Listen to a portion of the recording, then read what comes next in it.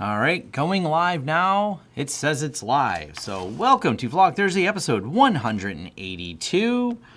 Let's see. Let's catch up with the comments. So, first, second, third. All kinds of fun people in here. Southwest of Englandshire. Awesome. Scotland. So my friends from across the pond there. Tesla or Rivian? That's going to be an interesting debate. I don't know the release date of Rivian, but they definitely have a pretty cool vehicle. And they were, up until very recently, it looks like they're going to be moving. They were a Michigan-based company, too. Matter of fact, indirectly, we kind of sort of did work for them for part of the supply chain for that. It was kind of interesting. That's all I can really say. They're very restrictive on everything about it. We didn't do any direct work for Rivian, but I know plenty of people who have, and they're good at keeping things under lock and key. Let's see. What else do we have?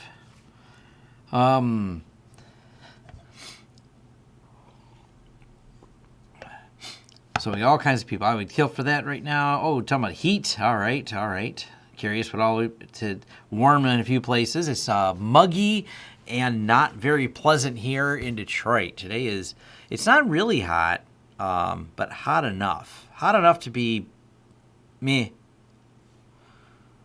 You know, that's how I would describe it. So 78, but the humidity is really high because it keeps raining. Oh, it's not supposed to rain anymore. Well, that's good. I'm ready for lack of rain.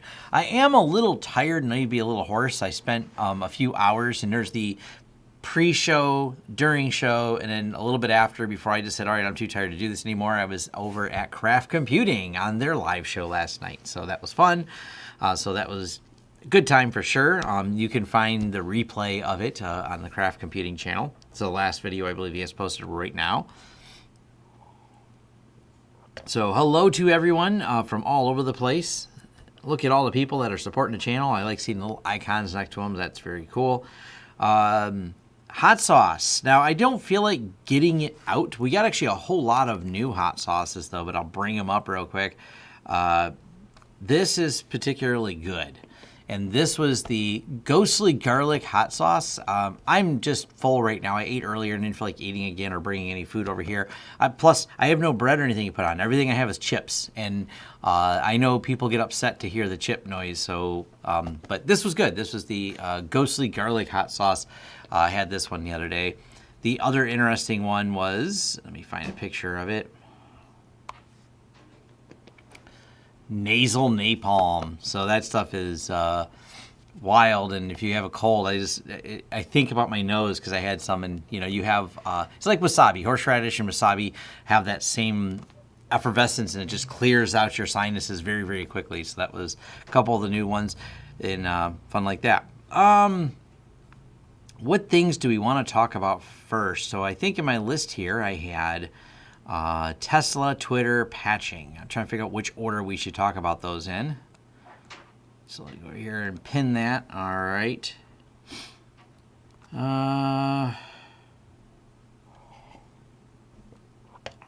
Saw YouTube metrics on my new channel. Wondering what your top 3 videos were. A couple PFSense ones. All you have to do is go through and sort my video. You can sort anyone's videos when you go to the channel and sort them by most popular. I don't know. I don't look. But if I had to guess, it's probably going to be some of the PFSense ones. So, are you a Linux only shop? If so, how do you handle authentication like the Active Directory, or do you even? I don't need to authenticate off Active Directory because we are also a G Suite place. So our authentication is handled through the G Suite. Wife is still working right now, so she had to work later today. So, I mean, I could have moved everything later, but then I would be more tired than I am now, and it wouldn't have worked out. So I would have been like, Vlog Thursday, I'm going to go take a nap. Starting at Tesla. Well, let's start there a little bit. And I see someone says, I heard the batteries used by Tesla lose efficiency after 3 years. I can tell you from my friends who have owned Teslas longer than me, no. The batteries lose over time is very, very little. the way the batteries work in Tesla is they lose over usage. So each cycle, and that cycle doesn't have to be full, it can be partial. So instead of doing a full cycle, you can do maybe a bunch of quarter cycles because you only run down 25% of the battery, then top it off, 25%, top it off. That's fine with the type of battery chemical makeup that it is. That is what wears out the batteries, is cycling, not just sitting. So it's not over time, it's over miles really. So it still has 8 miles. Now, the good news is there's a lot of data on this, more so than any other car company has. And they're looking at Tesla, and I believe it's about 300,000 miles. You lose 15% range on the batteries, what they're seeing. So the first 100,000 miles, you lose about 5, maybe 8%, but then it kind of goes down. You still lose a little bit, but by the time you hit 300,000 miles, you're looking at like 15% battery degradation. So it does happen. It does degrade over time, but think about that with any vehicle. What are you doing with your car when you hit 300,000 miles or 200,000 miles? It's a lot of time when people start retiring their vehicles.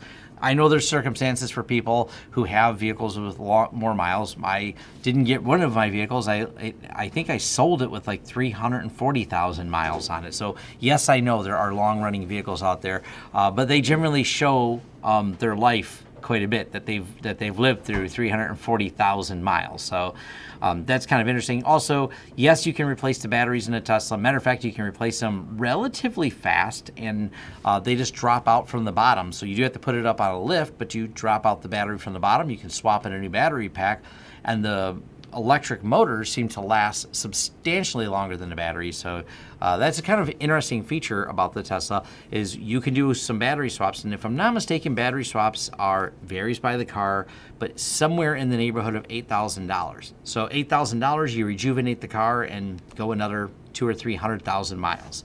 So interesting that you can think about that from the fact that it makes the car last longer as a vehicle, as an investment, because the car has a high initial cost. It's not like I can tell you, oh, you're going to save more money with a Tesla than buying some cheap brand new vehicle, because it is a higher end, more expensive car. There's no doubt about that.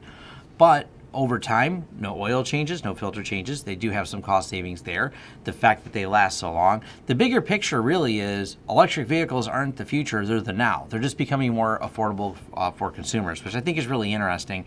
And from a practical standpoint, as the reason I brought up Tesla today is my 1 year ago today that I bought my Tesla. Well, picked it up. I bought it and paid for it and then picked it up 1 year ago today. And I'm happier with it now than the day I bought it, because it has more features. So that's an interesting concept too, where Tesla, you don't have to go back to the dealership. It does over-the-air updates or over the Wi-Fi updates. It does, both cellular and that. But this allows you to keep adding features to the car. And it doesn't have to be under some service level agreement or contract. They just keep pushing updates. So now the car is literally better than when I bought it. So that's an interesting concept to think about, that the car keeps improving over time just based on that alone, that all the updates that come with it. So it's been really neat to own it. And you never think about charging. So outside of road trips, let's say your daily usage, which is more people are daily driving somewhere, the car has a fully charged range of 310 miles. You usually, for health reasons, the optimal battery, there seems to be some debate if it's 85% or 90% full that you want to keep it charged to. I usually set it at 80%, which gives me about 250 miles of range. And that means I don't even have to plug it in every day. But I can plug it in. If you have it at home, you can plug it in every night. For me, I actually just have our charger here at the office. So when I come to the office, I just plug it in when I'm here, even if it's not dead, you just plug it in and you never have to think about stopping and fueling. So it's been kind of interesting overall with the ownership of the Tesla. So it's become a very easy and practical car to own, is probably how I would describe that. Let's see. I will get to some of the other questions. I see someone saying create new pools, and I'll quickly answer the FreeNAS question. You have to encrypt the pool when you build it. If you didn't, then you should probably rebuild it.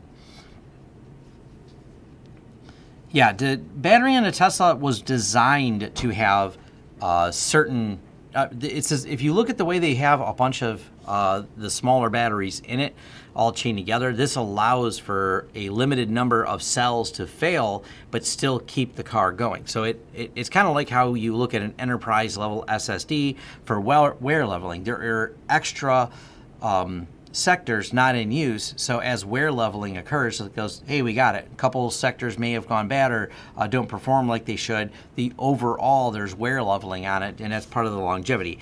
It's thought of a lot differently. It's not like you can do that with a normal gasoline engine or petrol engine, because, well, you can't just leave part of it not in use and do it and have it ready for in case a part fails.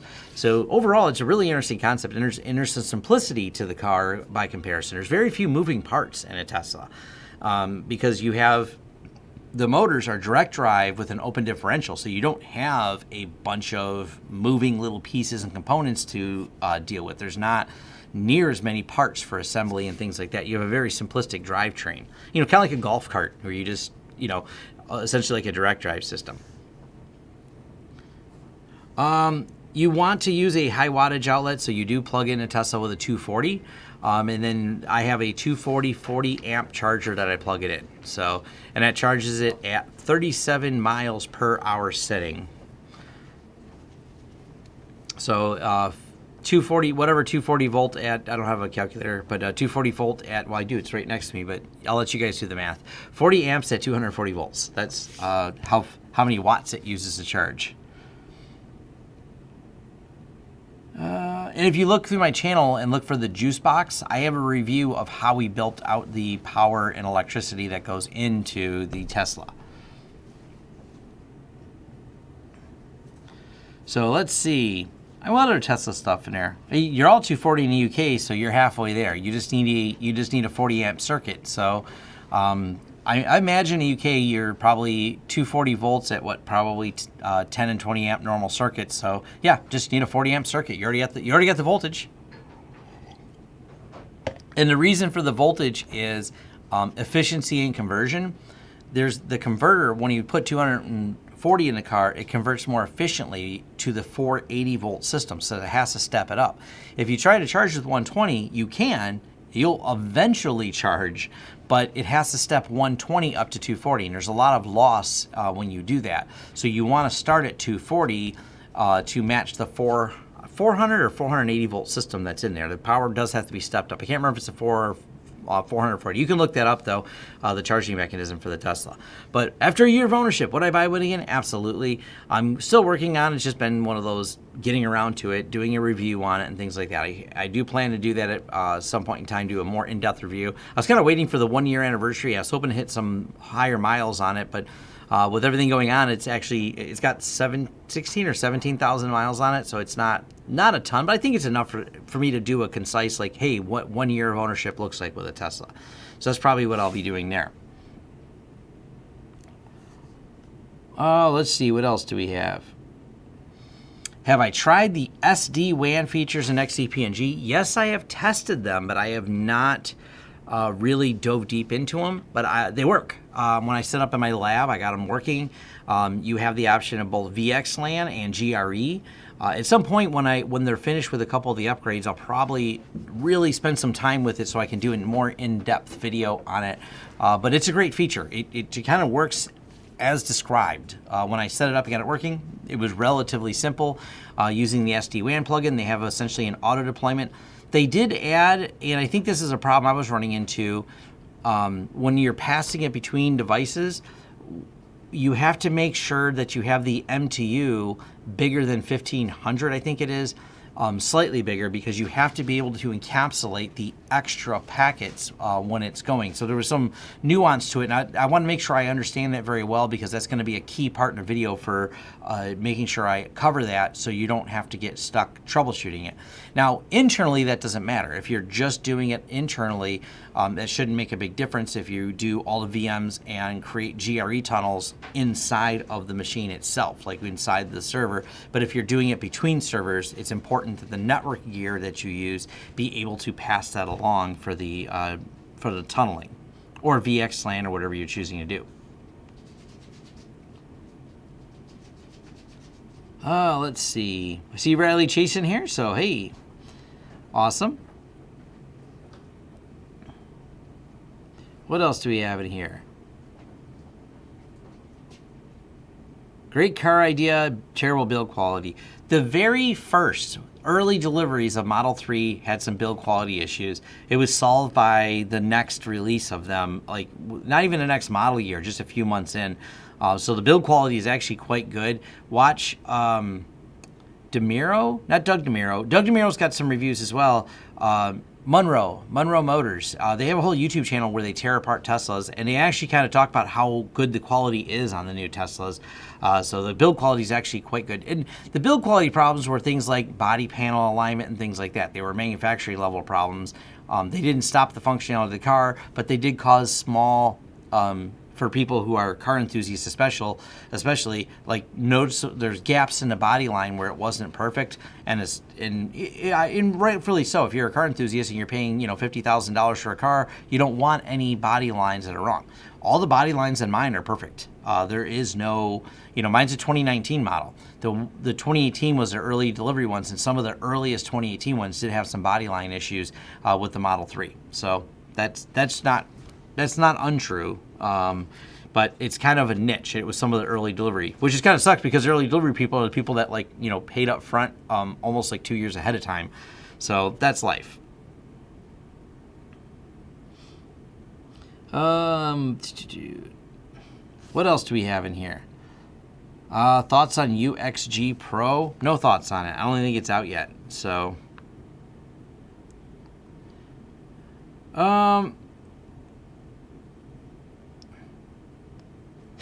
yeah, that's funny.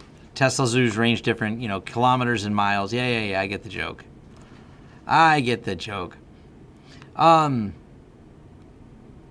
Yeah, I don't know. I mean, the question with UniFi always comes up is, with UniFi, it's funny. So will UniFi actually release a router that offers proper multiple WAN IPs? There's always people saying, do you think they will with the next one? It's been a request for like 5 years. I don't know. Or 4 years at least. I don't know. There's a couple old forum posts you can find where people requested this. I don't know. So I think within the power for them to do so, because we know the hardware is capable of doing it. They just don't update the UI to do so. Why don't they? Complete mystery. It's been a puzzle because if they only made better firewalls, people would use them more. Their firewalls, I did that video and people, think I'm slamming them on it, and in a little bit I am, but I'm trying to warn people who have advanced use cases not to buy them because they don't do what they think they do.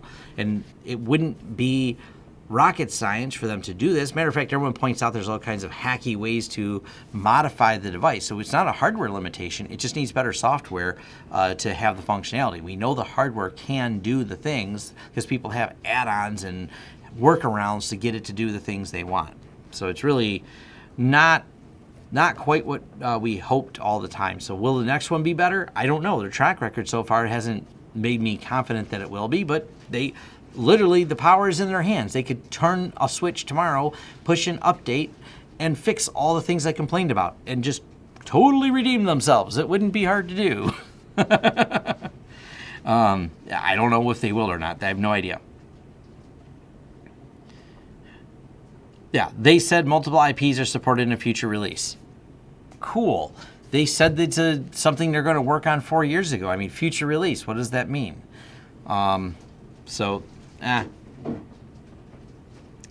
I have not tested out the Wi-Fi 6 stuff. I'm not that. It's not the thing that gets me excited because I still have 2.4 at my house because I don't care. If I want something fast, I hardline it. That's just the way you go. You hardwire anything you want to be fast. Everything else is like, cool. Why would I need to stream Netflix and YouTube faster to my phone? So I still have a 2.4 at home. It's not, I mean, especially for gaming, anytime you're dealing with latency issues or any potential interference, you always want it hardlined. So when it comes to gaming systems, my gaming systems at home are hardlined. All the critical infrastructure we have here has a hardline run to it. My laptop's running wireless because I just have to be able to watch the YouTube comments roll by. I don't really need the speed on there. So it's not something I'm running out and jumping all over with Wi-Fi 6. It's cool when it gets around to it. Well, maybe we'll test it out, but it's not the exciting thing on there. Still need to look up Vice Detroit Sunday Fun Day. So we had a discussion about what Sunday Fun Day is here and the illegal street racing that is very, very prevalent here in Detroit.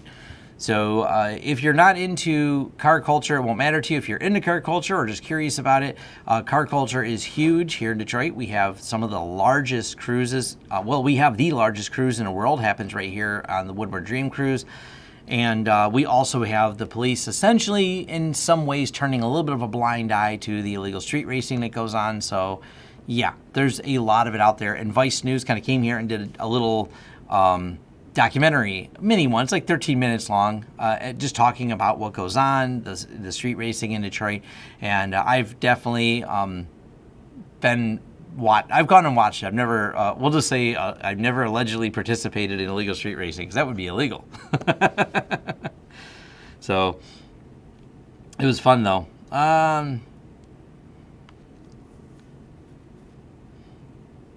Let's see. If you can run a cable to it, you should run a cable to it. That's a good rule to have. I cable everything I can. It's just better. Other than my laptop, but like I said, my laptop is not where I transfer a lot of data back and forth on. It's mostly the desktop, so. If it wasn't illegal, would you have done it? I mean, it's always fun drag racing. There's no doubt about that. You're supposed to do it on a track. Thoughts on IPFS? I don't know what IPFS is, so I don't have any thoughts on it. I have to Google it to have a thought on it, probably. Interplanetary file systems. Cool. I don't use it. Looks neat. How's that? It's got a cool logo. I don't use interplanetary file systems. So no real thoughts on interplanetary file systems. Don't use it. Testing in a Ruckus. Ruckus seemed pretty nice. I haven't tested them. I think Chris did a video on Ruckus. You know, I don't know. I don't have anything against them. One day all the Tesla owners' driving info will be leaked. Well, yeah, that could be a challenge. Yeah, we know how fast you're really going, Tom. That thing logged it. I do laugh because people have learned. There was a video recently posted by a Tesla Model 3 Performance racing uphill, doing some drifting, and they put a little post-it note over the speed thing so you couldn't see how fast they're going. And that's because if you film yourself breaking the law, and they can figure out how fast you're going because they can see your speedometer, you can get a ticket by filming yourself breaking the law. So not a great idea necessarily to do that. Not a great idea to break the law, and filming yourself doing something illegal, also not a great idea. So,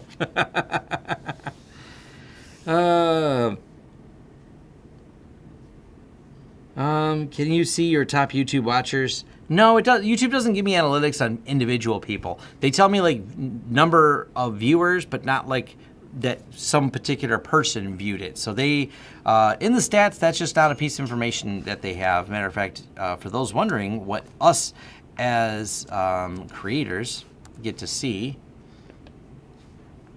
let's go to the stats and analytics. So I see, like, this is for the last 28 days. We have how many views, watch time, number of subscribers, and estimated revenue. And it's just estimated. Number of impressions, click-through rates, views again, traffic sources, and how it all funnels down. But they don't tell me anything about my audience, like in terms of, like, this is like a time of day for when people watch. But there's some age demographics, but nothing is de-anonymizing about it, so they don't know. Now, YouTube, of course, has all the information on you. If you're logged in your Google account, YouTube has that info. They just don't share it with us as creators on any of that. So there's nothing about the users or the audience directly. Now, if you publicly, and I don't know where this setting is, but I'm good. If you publicly have your information, like what you subscribe to set public, I don't know where that setting is. It will tell me your name, but if you don't set it public, I don't get to know that, I believe. There's ways you can figure that out, but yeah. Hopefully that makes sense on there. So I can't see, I don't know who has too much time on their hands and watches all my videos. Not directly. I have ideas. Because they're usually the commenters. They're the ones with way too much time on their hands. So, all right. Let's see, what else do we have here? The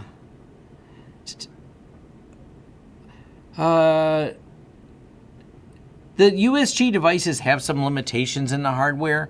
They're older. The USG device itself is a pretty old device. It's not a new model, so yeah, there's some limitations in the USG just because it's not new. The age of it is, you know, it's been around a minute, and that I know of, they haven't revised the hardware inside of it, so yeah, it is limited. So that's one of the reasons IPS on it is so limiting.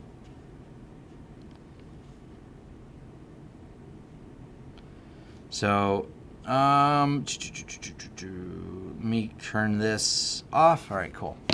Staff messaging me. Jobs are getting done. You know, jobs that were delayed due to circumstances earlier this year are getting completed. So that's been actually really good.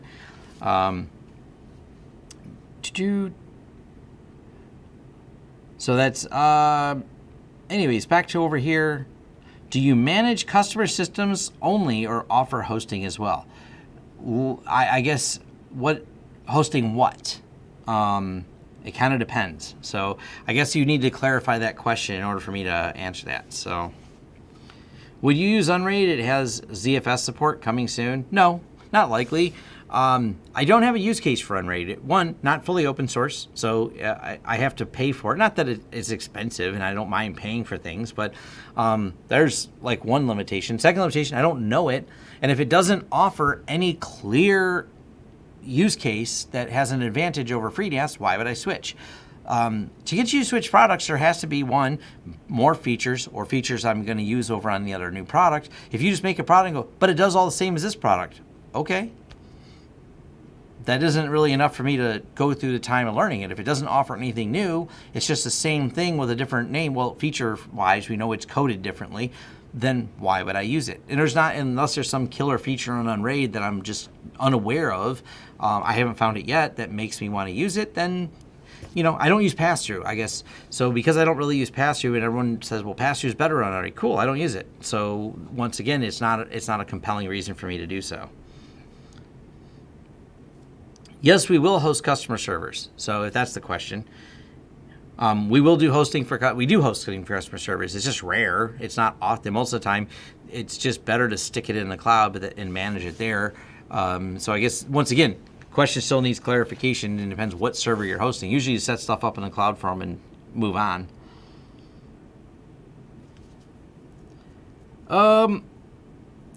Open Media Vault? Nah, FreeNAS seems intimidating is what Riley said. Does it really need 8 gigs of RAM? You can have just 8 gigs of RAM and it will work. I mean, if you have some lower end use case, honestly, we like Synology a lot. We use a lot of Synology. That's been when people want some inexpensive, nice turnkey systems for especially small offices and things like that, we really like the Synology product line. I'm really happy with them. That's the other one I use. We sell a lot of little 4-bay disk station, or even the 2-bay ones, and we'll sell those to a client who just needs some type of basic mirrored, hey, I just want to have a NAS here between me and the other lawyer in our office type thing. Synology is a great little solution for that. So it kind of comes down to, you know, what your use case is. Synology is actually really feature packed. Their support's good. Their team has been nice to talk to, and we have a lot of them deployed out in the field. And I think they're a solid product, especially for their NVR. We actually started deploying Synology as a NAS for a lot of small businesses, and learned about their NVR when we started having trouble, you know, a few years ago now with the UniFi system. And we've been deploying, and the people seem to really like the UniFi NVR. It's very reliable. It's been a solid performer and hasn't fallen apart on us. So. You know, I had no thoughts on Zigmas. I think that's how you say it. XIG. I mean, it's once again, it's like, hey, we have the old version of FreeNAS because someone told me it's a fork. It kind of looked like the old version of FreeNAS.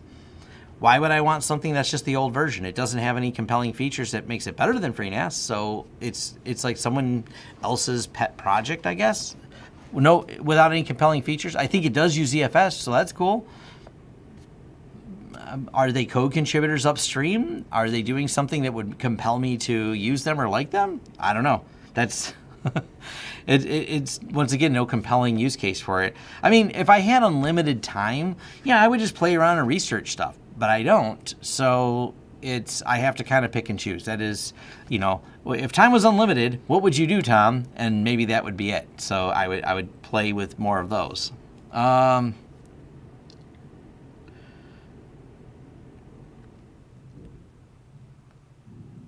Pass-through. I don't really need the pass-through for I have a video on virtualizing pfSense. It works fine virtualized, so I don't really need the pass-through option to set it up. It's a lot of work to set something up that maybe gets a few views. I don't know. It'd have to be so compelling and use it. Plus, I don't use it. I have 0 things in production I would do with that, so it's just not a likely video I'll do.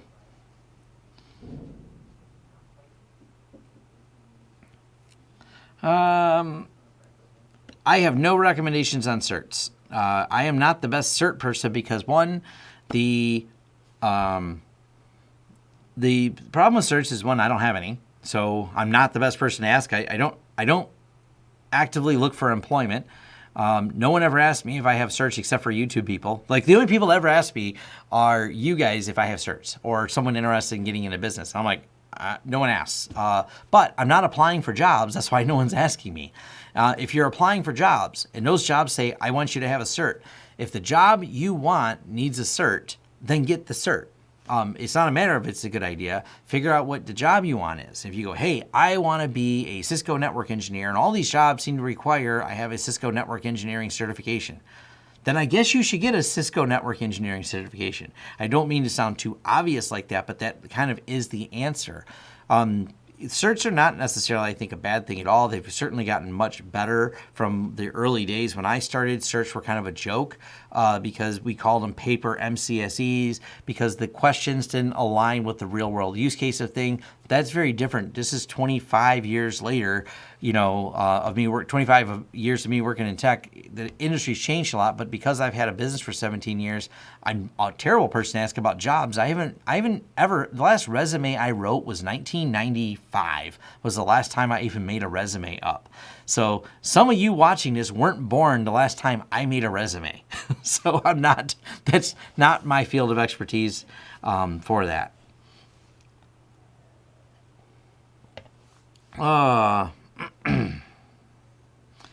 Yeah, Unraid doesn't have ZFS, but it has a way you can add it on, which also, why would I want to add something on that wasn't natively built for there? So that's, yes.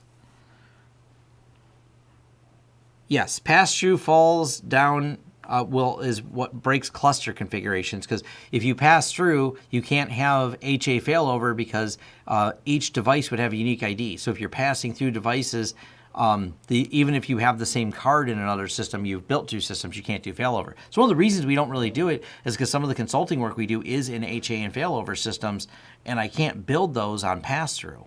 So it's not used a lot in data centers. It's not used there. Now, there's different from SRVIO. You can look that up where you have special cards that support virtualization. That's different than trying to pass through a PCI device. Let's see here.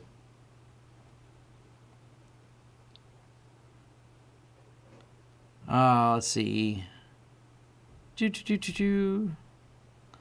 Experience is key. Experience has always been key because it's a fast-moving industry, so that's really challenging. There's nothing around that. Experience is where it is. Also, let me roll back up here because I have Gabriel Graves, have a beer. Thank you for that. It is greatly appreciated. And Swill 4103 $3.99 for the whiskey fund. Thank you. Just want to give you guys a shout out for that. So I had to scroll back for that. Started rambling on about all the other questions and things like that. So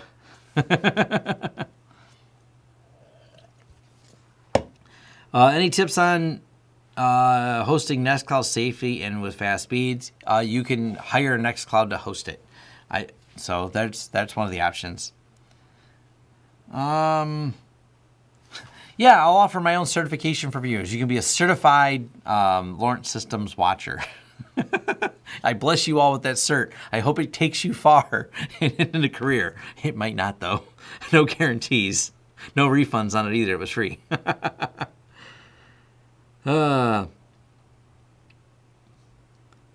Let's see. What else do we have here?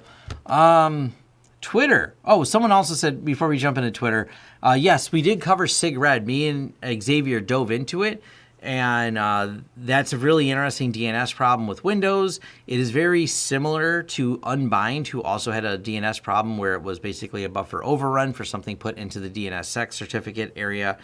But it's still one of those things like you really, really need to watch these type of things because the serious nature, the 10 out of 10 of it, and we break that down in there, is getting these things patched. And especially annoying because Windows Server requires reboots for patching, and that just made it that much more of a pain. Unbind and things like that on other servers, you could just, the way Linux works is more modular, so you could update the Unbind service if you had a vulnerable version.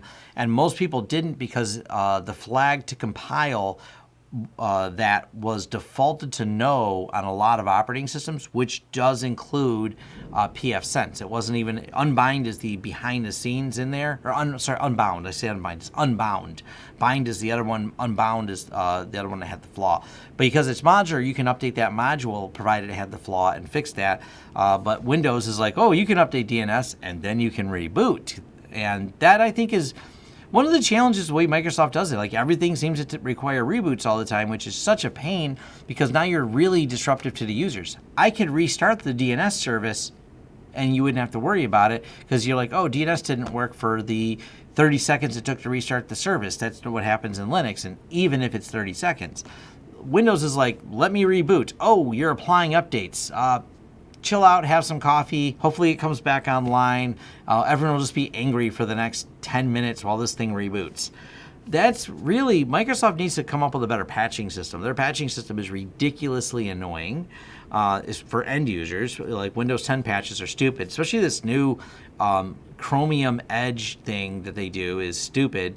And I'm like, why is I just wanted to reboot. Oh man, this update's painful. Like I have virtual machines that I have to update that I run for myself. And like, I'm like, how do end users deal with this? Like I had to update my gaming PC and I'm like, this is so annoying. Like updates is like apt-get update or just hit update. And only if it's a kernel update, I have to reboot my Linux machine. Most of the time the updates are smooth, quick, done, and not disruptive, not even have to restart things. Windows world is so different.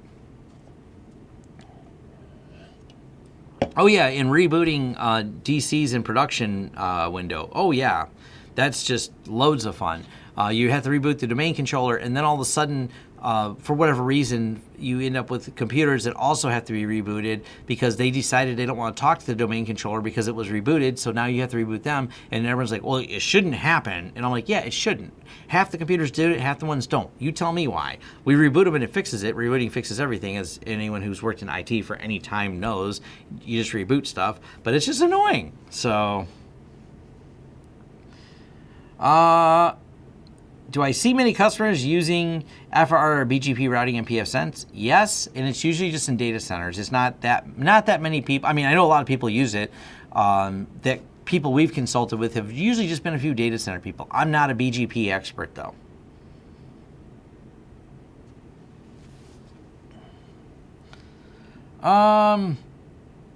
It really looks like they wasted the Twitter God mode access, Xavier said. Yeah, that's interesting. The Twitter God mode is interesting. Now, I don't know about wasted. If I'm not mistaken, they made over, I don't know what the total take was. I heard someone say over 500,000 on this. I don't know the exact number. I didn't follow the Bitcoin transactions. They did definitely get that. So Twitter seems to have admitted, motherboard,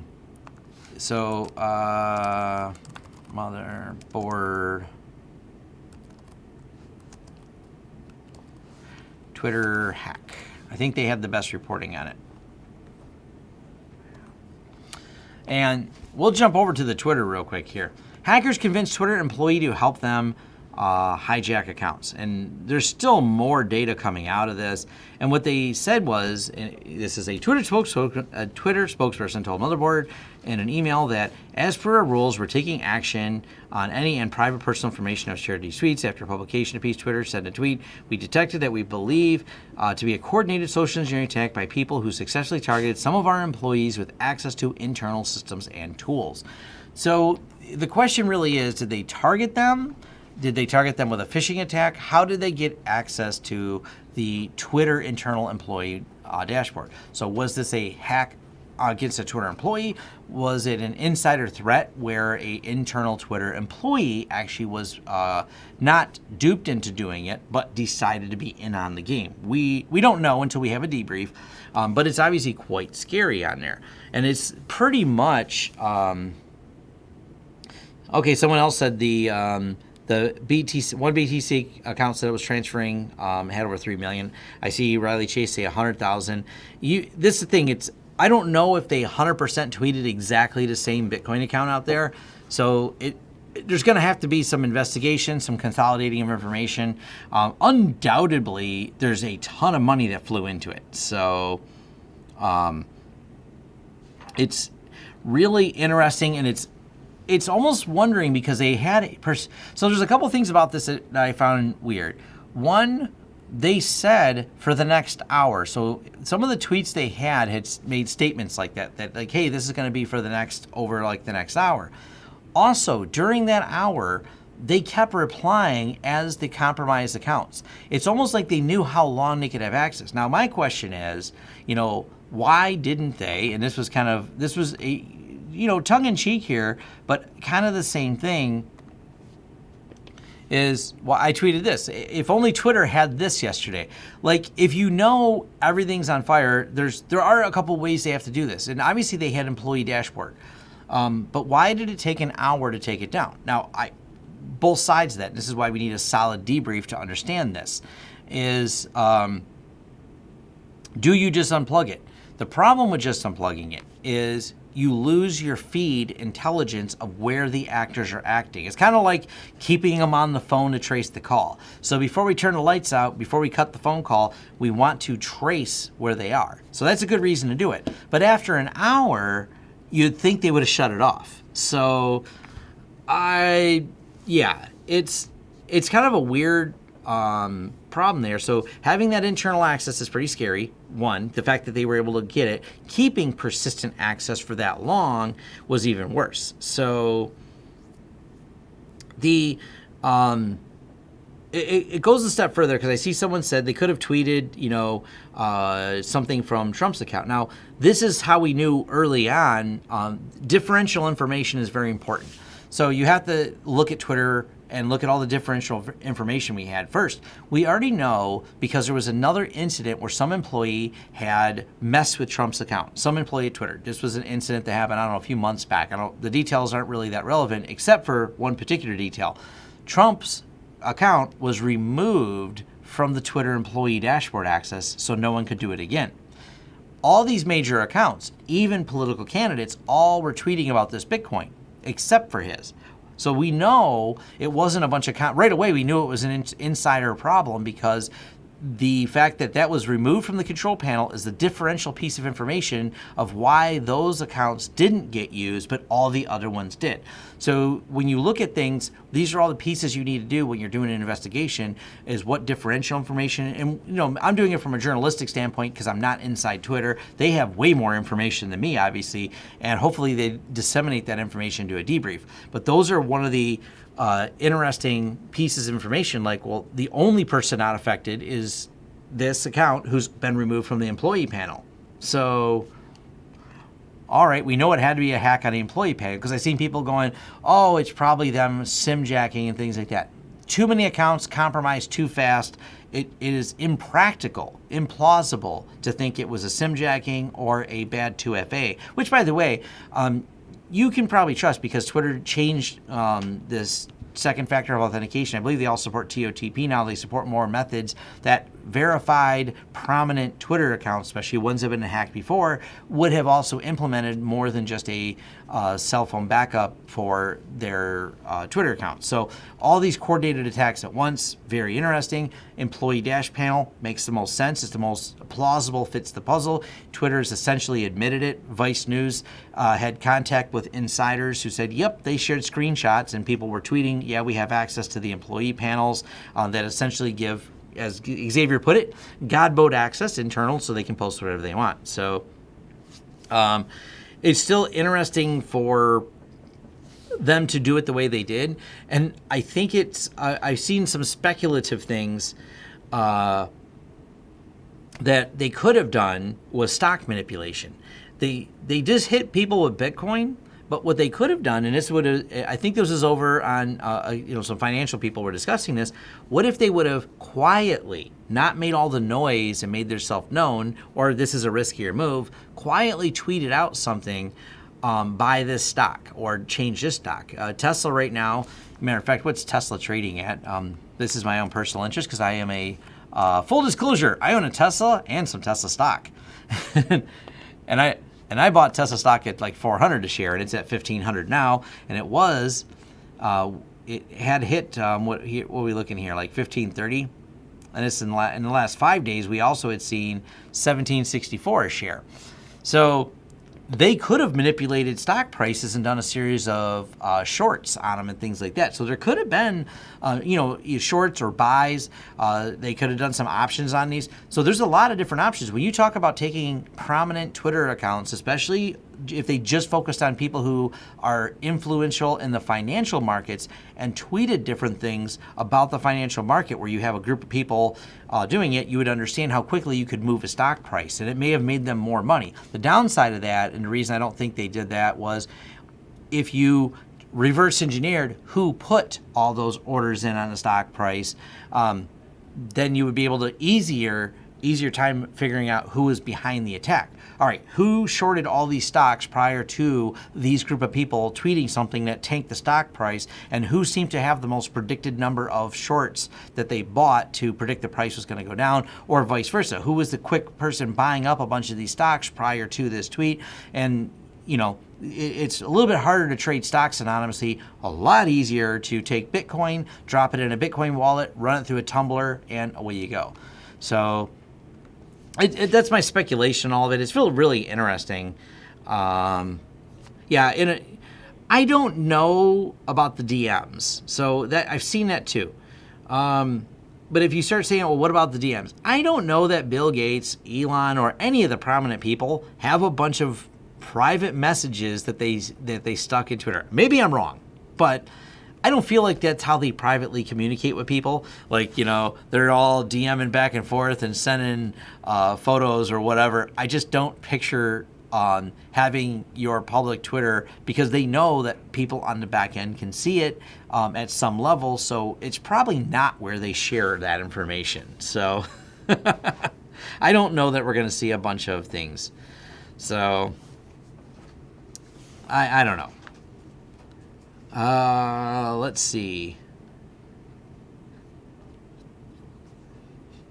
Oh, yeah, that's the whole thing. If you're right, if Elon would have Elon's Twitter account, if he had control of it, and you tweet something like bankruptcy, you're right. You're going to watch the stock go crazy. So it's really interesting. It's going to be an interesting debrief. It's also one of the problems I have, that any company that can read my password back to me is a company I don't want to use. Any company that can read any of my information back to me is a company I hesitate to put anything confidential on. So I shouldn't say not use, but put anything confidential on. And this is a very important distinction. And I brought this up before because people ask about documentation. They're like, what about IT glue, Tom? Please review it. And I'm like, I'm not going to, because it's not a product I would use. And I'm just calling them out because I know who they are. I'm not saying they're a bad company at all. I'm just saying they're one of the more popular, the big person in town, so to speak, doing this. But the fact that any time an employee could have access to it. Now, as these companies get bigger and have more market share, they become bigger and bigger targets for things like this, for either insider access to be sold or for someone to compromise it. And that's what scares me about any company that is able to hold on to your confidential information in an unencrypted way. This is why, LastPass being one of the first password managers to do this, where you can't have, they can't compromise it because they don't have it type of zero trust systems are so important. Signal being another one as well. Signal was poking fun at some of the other messenger companies that said, hey, we're not going to comply with this subpoena to give over information about our users, and Signal had picked up and retweeted it and made their joke of, hey, we don't have to worry about this because we don't have your information anyways. And any company that chooses to allow the facilitation of me to use data, Keybase is still very secure, even though they were bought by Zoom. That may have killed off development of the product, but it didn't change the way the product worked fundamentally. And Signal being the same way, they don't have my data, so I can trust using them to send private information back and forth because we need ways to do that, but they can't access that information. That's why I always think about this. And Twitter being such a big company, once companies get to that scale, they're a big target, but you don't hear as much about smaller companies that are also a big target for potential insider threats selling information. It's really, really hard to mitigate and defend against, and the best way to defend against it is if you don't have the information. If you can come up with a company that is able to, and LastPass has done a great business model for it, and Signal is a nonprofit but has a good solid process for it, of being able to transfer information where they only handle the encrypted information and never have the decryption keys. There's never a worry about it. You can be more confident in there. So it's really interesting way to do it. So let's see. Trust no one. Trust no one encryption. Always the best way to go whenever possible.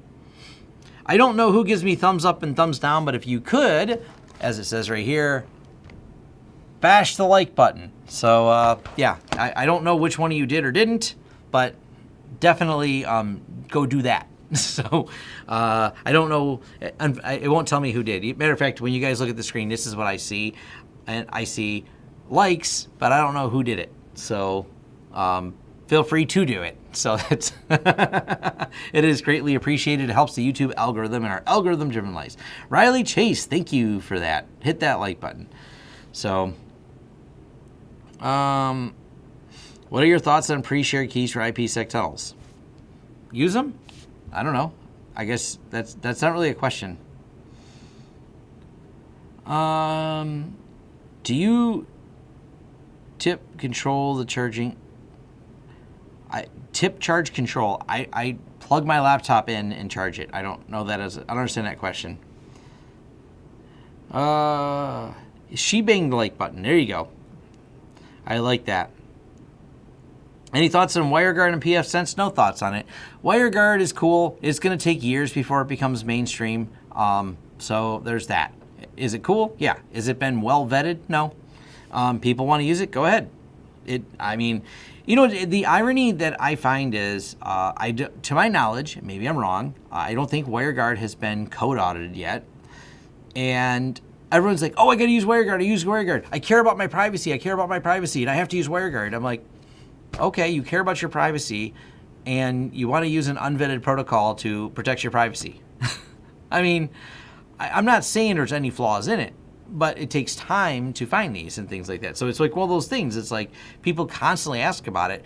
When you work in corporate, there has to be, once again, a need. So what's wrong with OpenVPN? Okay, OpenVPN is got a lot of lines of code and it's not quite as fast as WireGuard. All right, cool. That means eventually, over time, it will slowly replace it because OpenVPN is good enough and not causing enough pain that people need to switch. And it exists and works. So, and it's been code audited by two separate individuals. So there's a level of trust, and it's integrated well into a lot of things. Free radius servers for authentication. It's got all the different bells and whistles all wrapped around it. So WireGuard, cool, great project. Will we see it next week? No. Will we see it in 2 years? Maybe. It's not going to happen soon. So it's just one of those things. It's like, it's not a bad product. It's just a matter of takes time to get it vetted and moved in there and moved into the mainstream. Let's see. PFSense. I don't use OpenSense. It's funny that we have so many people call. They wanted. I think the person that called today, and they didn't want to fill out our contact form, and they don't like our rates anyways, and they ended up hanging up. But they call us on OpenSense and want help because they switched from PFSense and they can't get things to work and want us to help. And I'm like, we're the people that have every video on PFSense, so they call us on OpenSense because they switched and can't get it to work. I'm always confused by that. And then they wanted a guarantee, is what they said, that they could get it to work. I'm like, no. We know PFSense works, so why do you, I don't know. People confuse me on that sometimes. Our suggestion was, and we've actually had one person that switched because reasons they got confused and thought PFSense was going away. Apparently they read some conspiracy in some forum post somewhere, and so they switched to OpenSense, and then we ended up helping them get back on PFSense when we told them, no, PFSense isn't going anywhere. Then someone can, I've had it, usually at least once a video, someone says something like, well, I heard PFSense isn't open source. And I'm always like, it's like in the title, it says open source firewall. So I don't know. Oh yeah, have we had the token questions about, well, we got the OpenSense one out of the way, but we haven't had a MikroTik question yet. So, which I've got a couple of MikroTik videos, so there's that. What else do we have?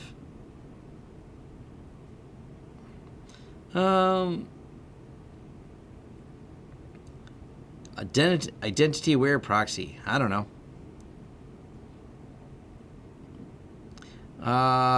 Yeah, what's my take on the recent Twitter hack? Apparently you're new. You'll have to scroll back 10 minutes.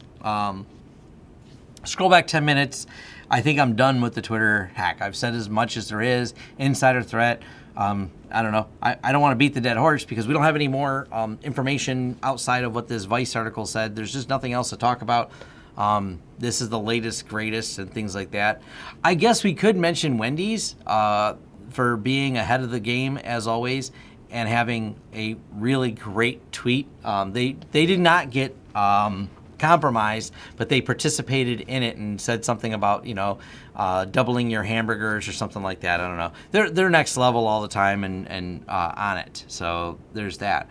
I'm not really winding it down, but I'm going to move on to. I was going to cover another topic, but I should write it down first, and maybe it probably needs a dedicated video. It's about things new people do, and they're always asking for that make no sense. And this is always a challenge with users when they're always asking me like, oh, I need DPI, I need this, and home users that really want Errata but don't want to spend the money, and I'm trying to figure out a way to come up with a video on that so I can come up with a way like these are some of the things to watch out for building your home network. So I may do a couple of videos on that. It's also that way I can easily reply to those questions because there's not a lot I can do to help the people because they're not sure what they want. Watch this video, then come back at me with what you want, and I'll explain each piece of it because they're usually asking, like, users always ask the same question. They always make this weird assumption that Errata is going to save them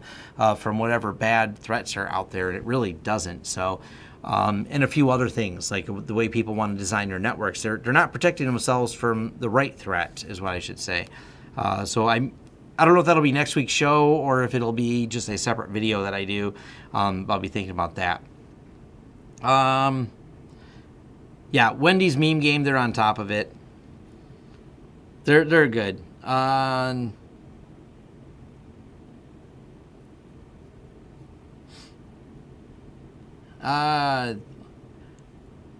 Is it hard to move from the UniFi Protect Gen 2 Plus to the UniFi Protect Cam? No, the UniFi is actually easy to. It's really easy to get done on there. So, does ARM have a backdoor like Intel's management engine or AMD's? That varies. I don't know. It all depends if anything can have a potential backdoor. It depends on how it was built on. It's not like it wasn't a backdoor on the Intel management engine. It's just a flaw. It's just a bunch of flaws based on poor TCP/IP stacks and things like that. So there are flaws in the system, but they're not designed. Backdoor and flaw are two different things. A flaw that lets you backdoor into a system is what we're referring to. A backdoor would be something maliciously put in a system. Very different things.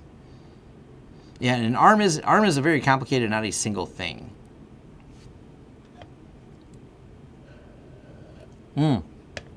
Yes, I do like the fact that the KFC account follows 5 former Spice Girls and 6 men named Herbs, so 6 herbs and spices.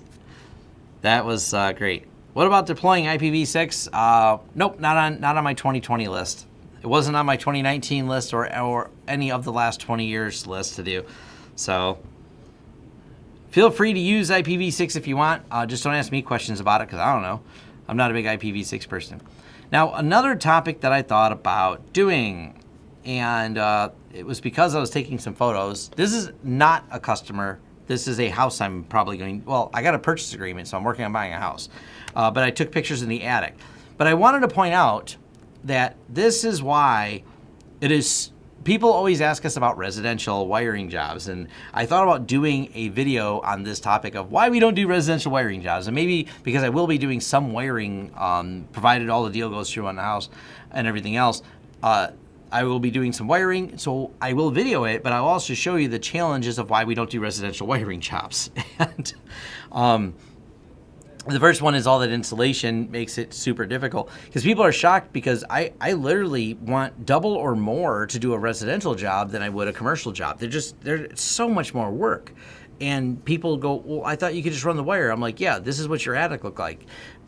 It's really hot. It's hard to get to. It's filled with insulation. It's just super difficult to do. So it's, if you have a basement and you can drill up through the floor, and that's a great solution. Matter of fact, I have pictures of the basement. Let me find it real quick.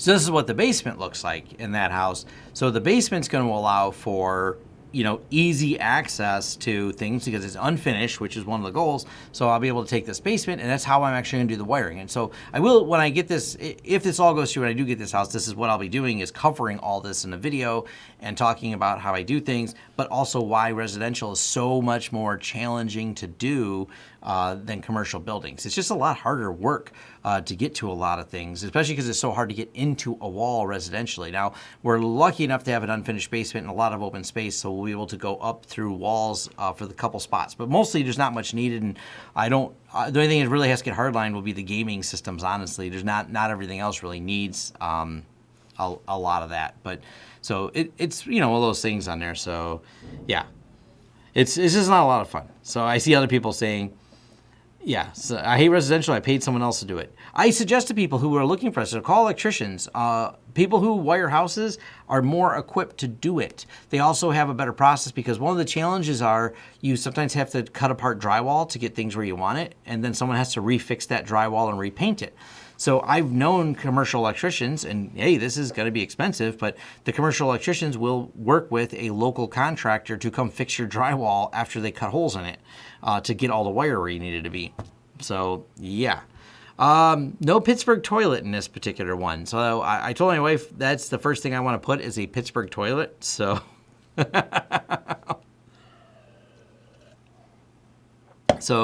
for those of you that didn't follow the Pittsburgh toilet talk, we'll just show you guys what that is. A Pittsburgh toilet is essentially this, and you can look this up. It's a toilet that's just kind of open and without walls that you'll find in basements. And while I've been house shopping, I've been finding more of these just kind of there. They're just like downstairs at places. So you're like, that's interesting. Just like, yeah, people are like, yeah, we just dropped in a toilet here and we never built walls around it. So I told my wife I want one. She says no. I don't know.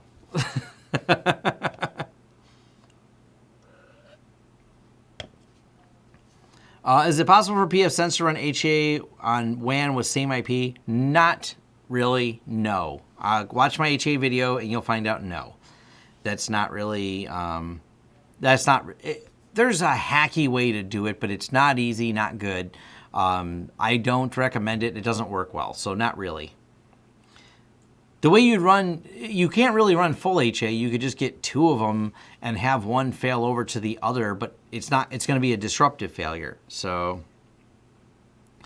Grayson Peddle, thank you for the donation. I want to be an IPv6 person if I could have a portable IPv6 prefix to my home network, especially configuring a firewall for egress filtering. Otherwise, I'm happy with IPv4. That's how I feel. I'm fine with IPv4. Someone's going to shake their arms in anger at me for saying that, but I don't know what to do. It just always causes little quirky headaches that I don't feel like dealing with, so there's nothing pushing me to do it. Now, that will change one day. That's not today. So when that changes, you're right. And someone can go back, well, remember when you hated IPv6 time? Look at you now. Yeah, look at me now. I'll use it when it becomes a not quirky problem-ridden type thing, and it just works is what we have to use. I got no issue. As a matter of fact, my phone uses IPv6. I'm perfectly fine with it. The cellular networks use a lot of that on the back end, which is awesome. That's what you want. WatchGuard and someone else does have an option for a dynamic single. It's a proprietary solution. PFSense is using an open source solution. No one has designed an open source solution for proprietary failover single that I'm aware of. If there's one exists, I'm not aware of it. The firewalls just don't fail that often. Like, I get it, but this is also one of the reasons I don't think almost everyone who ever asked me about it are home users. I see more home users asking about HA. Even in data centers, I have put them in, don't get me wrong, I'm not saying we don't, but we don't put in that many. Frequently, the firewalls, like I'm going to go replace a firewall that's a PFSense that is on a really old piece of hardware that's been running for so long and won't even accept updates anymore. That's when we replace firewalls. It's rarely that they fail. If you have them properly ventilated, not covered in dirt or something like that, which by the way screws up your HA anyways because you have two of them running sucking in dirt. But if you have them in a clean room, a clean server room, properly ventilated, generally speaking, they last the life of the firewall. Matter of fact, most hardware, that's why there's such a big used hardware market. Hardware's gotten so reliable over the last 20 years that you replace it for obsolescence, not failure. That's just the way of things. Hard drives do fail. Spinning rust hard drives do. Most all firewalls have solid states in them. So I think that's what's not pushing it. So, yeah, HA biggest benefit is for downtime. That is almost why universally that we have put them in, is for not for the redundancy they cared as much about, but for that reason. They were like, we want to be able to update. The other thing too is PFSense updates take all of about 15 minutes, 10 minutes. Granted, that's a really long time in the corporate enterprise market to have your firewall down. But for some people, a Sunday, a few minutes of downtime, it's livable. But yeah, and most corporate companies have blocks of IP addresses, so it's never really thought about. Oh, let's see. Loaded TrueNAS beta, I can saturate 10 gig connection, right, but is reading at 3. Any ideas to improve speed? Build out your you have 2 VDEVs? I don't know, maybe try spreading out between more VDEVs to see if you can get better speed out of it.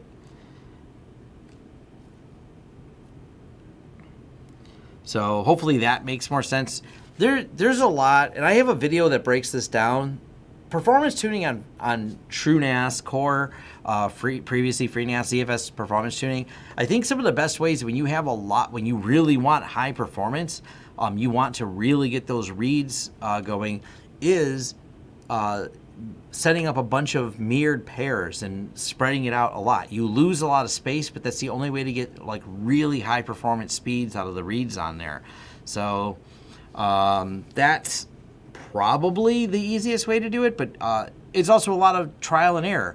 You have to build it, test it, rebuild it, test it, rebuild it with different VDEVs, like break it down into more VDEVs and test it and say, okay, this is the solution that worked the best.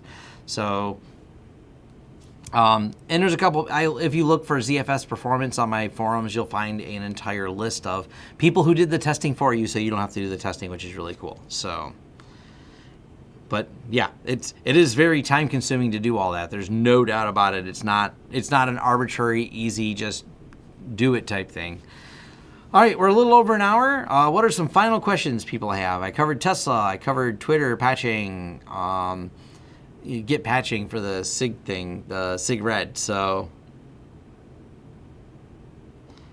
What was the errata? The errata is all the other stuff I talk about that I don't know how to title. So I just refer to it as errata. As people asking me questions about OpenSense or kind of the BS I'm going to talk about it, that's my unplanned part. So it always says errata in all of my live streams because of that.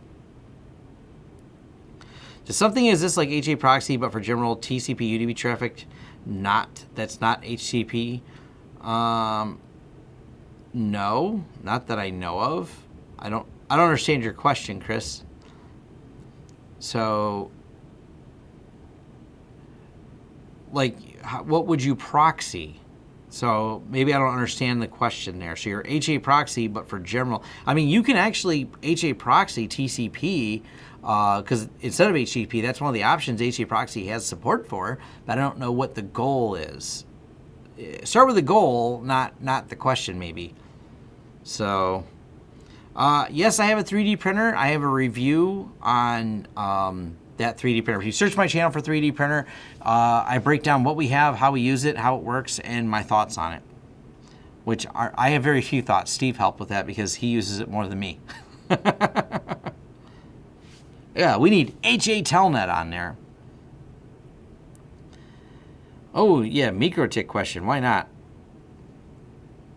Well, and there's reverse proxies for all kinds of different things. So I guess it all depends. You start with the use case, start with what do you want to do, and then reverse it from there. Then we can talk about the tool that would maybe reach your goal. Or even start with a goal. Like that's really what anything is.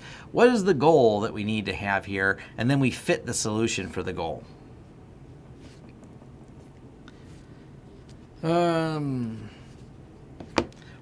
Also, I'm going to be reviewing, maybe I'll review this tomorrow. These are, can this firmware be updated? There is ways to update the firmware on the SFP Plus modules. You have to look and it varies by those. So this, wow, it kind of made the camera go blurry. This is another one of those screens. And this has become a game to me of these companies keep sending me screens to review. So I do short reviews on them. And this one's not bad. It's thin like the other one, but it doesn't come with a folio cover because it's got this little kick thing. So I'll do a review of this probably tomorrow and compare it. It's kind of cool. I bring these up because they're basically knockoffs of some that I can tell. I'm going to call them knockoffs. I don't know how to describe them of some of the other ones. This one that I did the review on appears to be identical, as best I can tell, to the MSI model. So look forward to another review of that. They're quick and easy. It's why I review them. They send them to me, and you know, I don't mind getting some free stuff. Refer back to my ethics video where I talk about free stuff. So.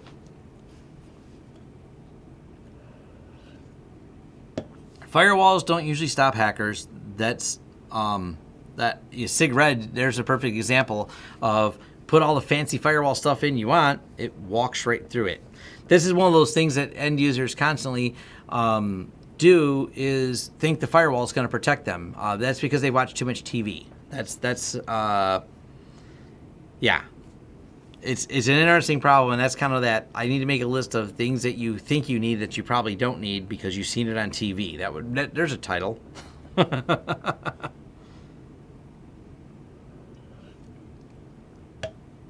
I want to control my MikroTik and OpenSense stuff with the UniFi Manager. Oh yes, that would be fun. There was at least somebody who was trying to hack away at making the PF system tie into the UniFi dashboard. I thought that was interesting. So, what else do we have here? Security basics video. Understanding where the threats are is probably what would be that. So that's the important part. Understanding what the real threats are. And this is something that me and Xavier can probably toss around as well, because this is where those mistakes are made. It's understanding the real threats, because everyone thinks that they're like, oh, I'll protect myself with Errata. No, you won't. You're not going to do crap with it. You're going to get aggravated with it.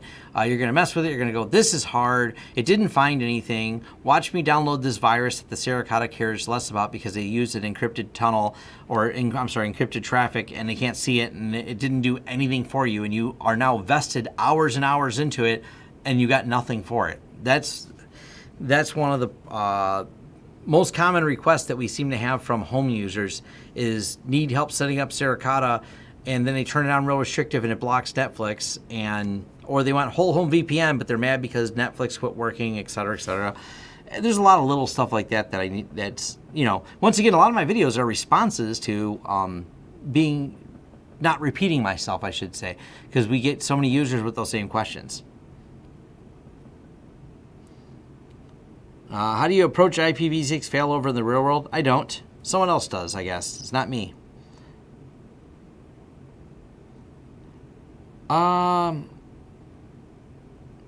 If the UniFi dashboard, if it did have a user-defined SNMP system, that would be interesting, so yes.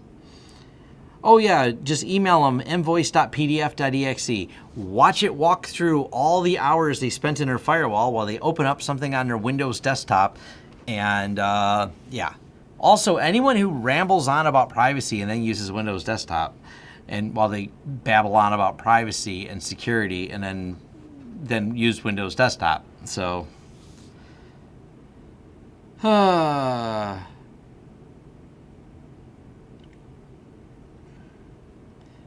will tell you as well, there's a lot of people that I don't know, this happens a lot, and I think that they are not necessarily hacked, but they assume they are. They assume all devices they have are compromised. At some point, they just have levels of paranoia, and I cannot help levels of paranoia. We deal with reality. We deal with direct problems with hardware. I'm not saying no one gets hacked. We know people get hacked every day. But sometimes people just have, like, every time I buy a new device, it's hacked within an hour. You're either A, doing something, or you're paranoid, and I can't help paranoia. That is a different problem that is beyond the realm of my technical abilities.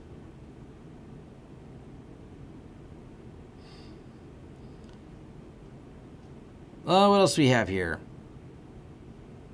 Oh yeah, best bang for the buck in the new house? Maybe, I don't know. There's not much I put in my house. I'm going to put some Wi-Fi in it. There's, like, if this house deal goes through, we throw some Wi-Fi in it, and that's about it. I don't really have much tech at my house. I have a FreeNAS Mini that serves as my Steam library holder. There you go. There's all the tech at my house. There's a PFSense firewall, and there's some Wi-Fi. There we go. Oh, and some cameras. I don't know what I don't know what cameras I'm going with. I may go with UniFi cameras. I don't know. I'm undecided on what cameras I'm going to go with. So that's about it.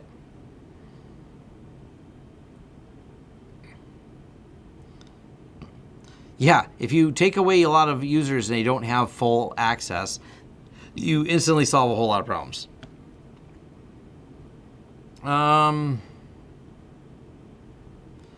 Yeah, let me post on Twitter and Facebook about how seriously I take privacy. Oh, I know. The irony of that is not lost on me. Also, the other thing that makes me laugh is this. Like, someone was really going through all the trouble. They had a multi-port firewall. I think it might have been a Protecteli one, one of those.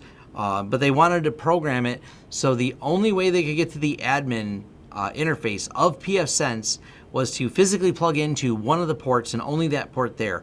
I mean, they went through a lot of trouble to secure things that I'm like, okay, I mean, you can do it this way, that's fine, but this is the least likely way you're going to get hacked even before you went and did all this. Just use a really good username and password as opposed to having it physically plugged in. Now, granted, I'm not saying it's not more secure. It is, because someone physically has to have access and physically has to know what port to plug it into, and they didn't want DHCP, so they had to statically assign there. But it also sounds like a lot of work. And there is the such thing as just going so far of diminishing return.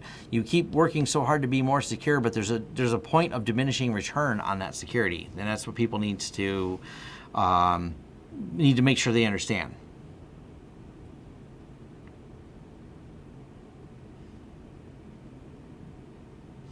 So hopefully that makes sense. But I think that's about it.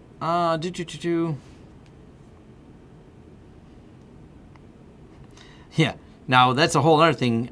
Someone said, Chris says, I do contract work for places that force everyone to use the same password. Oh yeah, now that's the opposite. That's not diminishing return. That is like a security nightmare waiting to happen. So that's very true. Do you reuse passwords while in a network, such as pfSense and TrueNAS, or password manager such as TeamPass? No, we are using Bitwarden, and everyone and everything gets a unique password, even on the same network. We randomly generate it and everything else.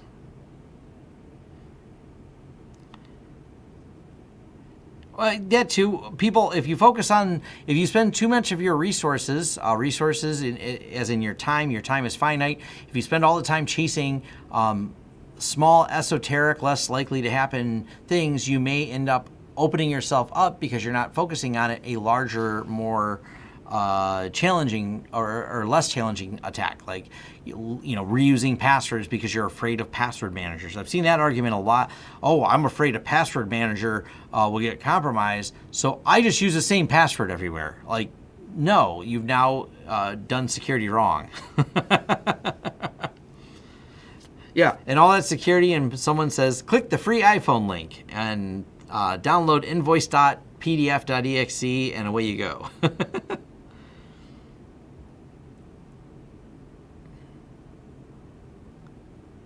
Change passwords when you clone a VM. Yeah, I mean, yeah, but that varies a little bit, because we have high entropy passwords on our lab VMs, but if we clone them, because I'm usually cloning them from base, we leave them the same because they're lab. Now, if they're not lab, that's a whole different animal. I rarely clone anything except for lab. I clone my lab VMs, but anything else, if I'm going to load something, I load it from scratch and build it new. That way I have no latent configuration lingering around from previous system. I load a fresh server. It's not like I go, hey, I want to build a server for someone, let me clone my 2019 server, back out my information and swap it around over here.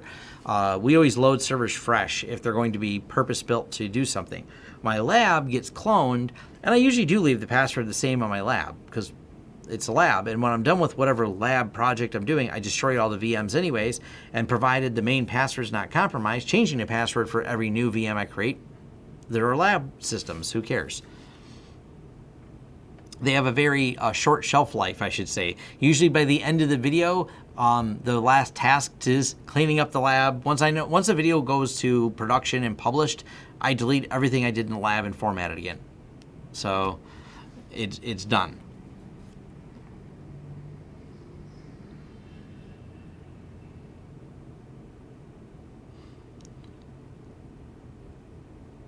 Yeah, self-hosted Bitwarden is really nice. Oh, great. On craft computing. That was fun. I had good hanging out last night. That's why I'm so tired today. I'm exhausted right now because I tried to go to sleep, but I was up till 2, a little past, drinking with craft computing. And then I still woke up at 5 a.m. like I always do. So I think it has caught up with me. I may actually go to bed early today. So... So yeah, so I'm kind of, you watch me stretching, yawning a little bit. I will do videos though, and on that. As a matter of fact, I'll do a video on my old house, because maybe one of you want to buy my old house. I don't know. So there will be at least a couple house videos and things like that. So that's gonna happen if that all goes through. I am generally an optimistic person, but I know there's a lot of steps involved with mortgage companies and blah, blah, blah. So that process, it's going to be, I don't know, less than fun. I don't like all that. That's because this is all disruptive to what I'd rather be doing, which is doing tech things and playing with technology and making videos. Those are the things that make me happy, not housing stuff. Is like, now I got to move. So... yeah, the new place is a new build, so nope, I'm not going to run 10 gig. So for those wondering, no, it's not. That's another home user thing. Oh, I really need 10 gig. Why? What are you going to do? Does your gaming system need 10 gig? Now, do you need 10 gig because you're doing video editing? Well, that's a different answer. But do you need 10 gig because you just want it? I've seen someone wanting Cat 6A in their house.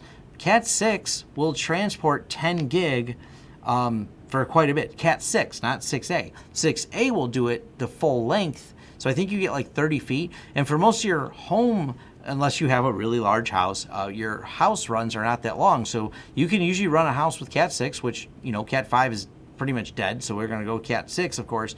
But I can get 10 gig on it. I'm not probably going to bother with it because it doesn't really need it.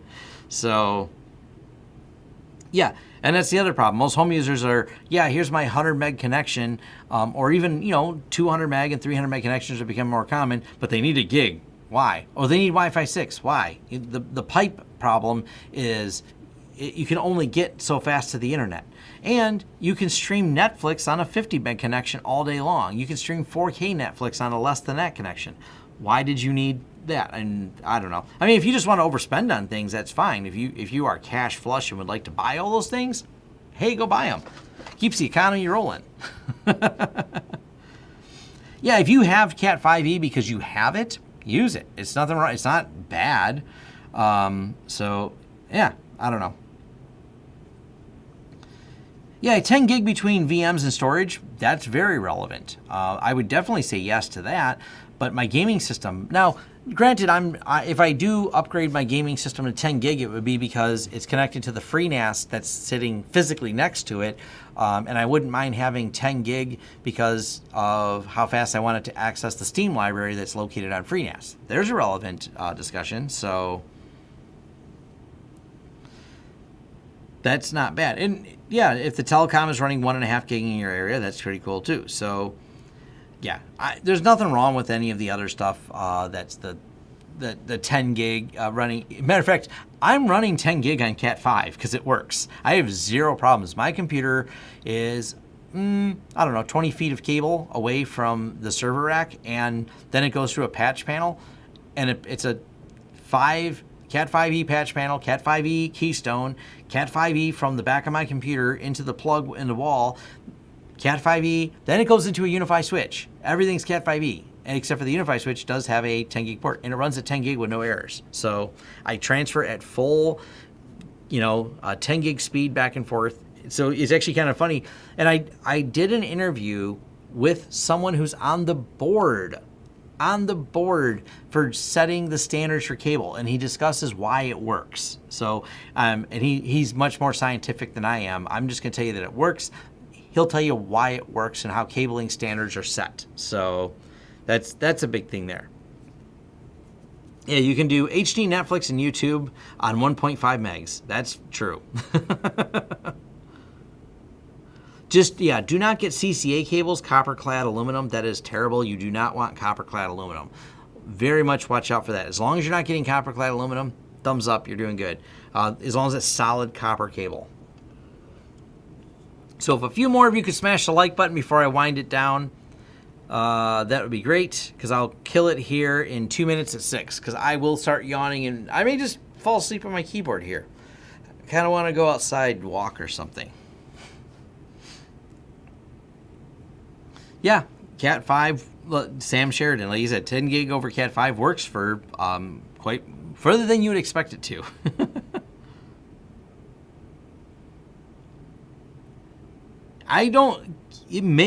Cat 3 may work. I don't know about that. So, I mean, I'm not saying it won't, but yeah. There's hardly any cost difference between the Cat 6 RJ45. There was like a bunch of difference, but yeah. But anyways, thank you all for joining me. Great to have all of you here. Almost 400 of you again. It is amazing that many of you come to watch my show. I'm very grateful for all of you. Head over to the forums at forums.lawrencesystems.com, where you can, I don't know, we'll discuss Pittsburgh toilets some more. No, we can talk about tech and fun things there. You notice how I only have one new. I try to check this a couple times a day and reply. And when you look at me as a user, let's see. That's new. There we go. Why did I do that? Anyways, activity. You can see that Tom posts a whole lot. So I am here 7 hours, 11 hours. I'm replying to everybody all the time. So if you're in there, you can see that I do quite a bit of, is that a summary? There we go. 1.6 thousand posts created, topics, 9.6 thousand posts read. Wow. I'm okay. Maybe I'm obsessive and I'm here too much. But either way, I think you get the idea that my forums are. I try to be very active. So for people, I don't know a lot of people. I don't know how to get a hold of you. I'm like the forums. Like that's the easiest way. So hopefully that helps. Greetings from Netherlands. Awesome.